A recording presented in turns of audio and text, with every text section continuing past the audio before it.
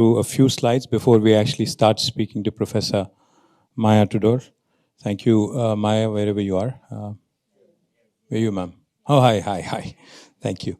I'll just take 5 minutes in closing this out.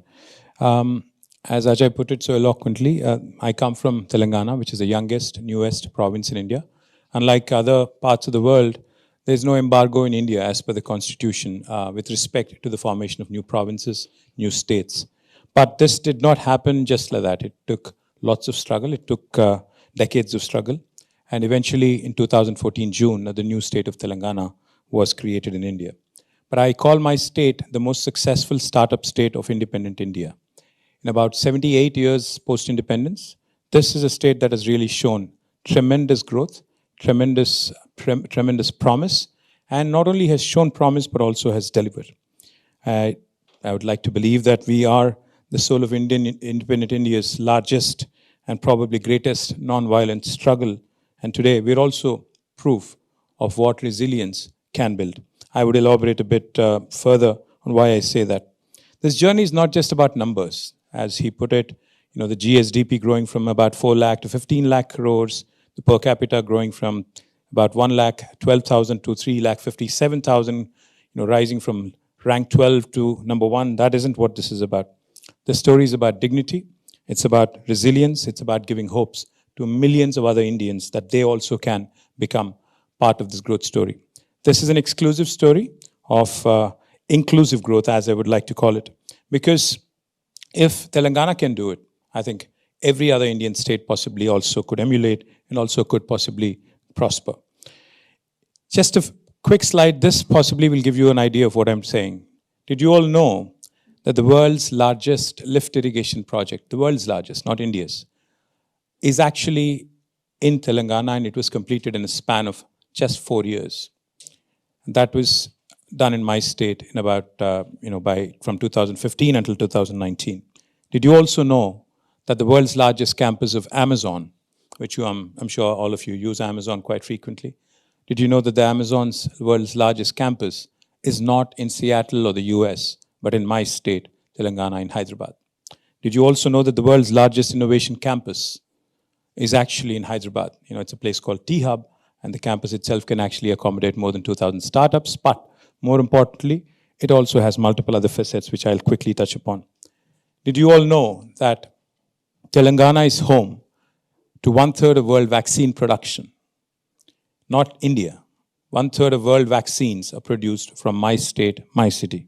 And did you all know also that not only Amazon, but if you look at the top 5 most valued tech companies of the world, all of them without an exception have their largest campuses outside of their headquarters in Hyderabad, in Telangana. Those of you who are from Bangalore here, my apologies, but we've beaten you 2 years in a row in terms of job creation here as well. So this is a story, of how a new state, which was fragile when it got started, which was nascent, has built foundations and converted it into pillars of resilience. Let me also quickly share a couple other things with you. What changed? What happened? What was really done? In fact, I was telling Professor Maya that a fresh beginning, a fresh start is always great. We started as a new state, unburdened by shackles of legacy, unburdened by any kind of baggage. So therefore, we could actually do away with a lot of bottlenecks, a lot of investment delays. Just one example. Earlier, before the formation of Telangana, if an enterprise had to be kick-started, nobody knew how long it would take for you to get a clearance. But after Telangana, by statute, by a legislation, a reformative legislation, you will get a clearance in 15 days, or else it is a deemed approval. No other state in India will tell you this. Likewise, I can go on. We have actually moved from a person orientation to a process orientation. We have moved from individual orientation to an institutional approach, and we ensured that this long-lasting change happened effectively in a short span. Let me also add, not just in industry, but one of the most important sectors in India is agriculture, because more than 65% of Indian population is either directly or indirectly leaning on agriculture for subsistence.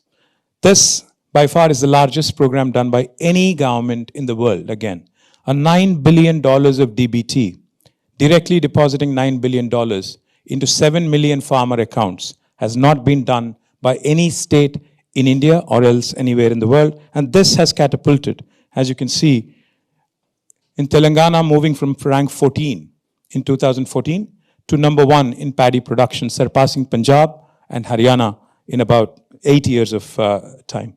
And quickly, let me also add this and then close out. You know, we talk about the butterfly effect. I would like to talk about the KCR effect, the leader effect. You know, when you have a leader who's driven by passion and purpose, this is the sort of thing you can do. Telangana became the first state in India to provide a potable drinking water connection to each and every one of its 10 million homes. It has lifted water from about 80 meters above sea level all the way to 618 meters and built the world's largest lift irrigation project. In the process, it also became number 1 state in inland fisheries. In the process, it also ensured that every single industrial water need was also taken care of. In the process, it also eradicated what is called as fluorosis. Also, again, found a permanent solution for a metropolis like Hyderabad, whose drinking water needs for the next 5 decades have also been met with. I will not elaborate too much because I'm cutting into Maya's time, but I would say this before I close out. I'm not here for a pitch. I'm not here to make a pitch. I'm here for a partnership. We can dream together. We can build together, especially a growing economy. In Telangana, we didn't just carve out a geography. We authored a story that's ready to compete with the rest of the world. This isn't just a presentation. It's a promise. It's a dream of decades that has been fulfilled, a blueprint of hope for India, and a vision for the next generation of change makers. And I believe Oxford India Forum should definitely be a part of it. I'm promising with faith, with a purposeful future for a progressive Telangana and the fire that has built it. Mark my words, India is the future and Telangana will continue to tell its story. Thank you very much for this opportunity.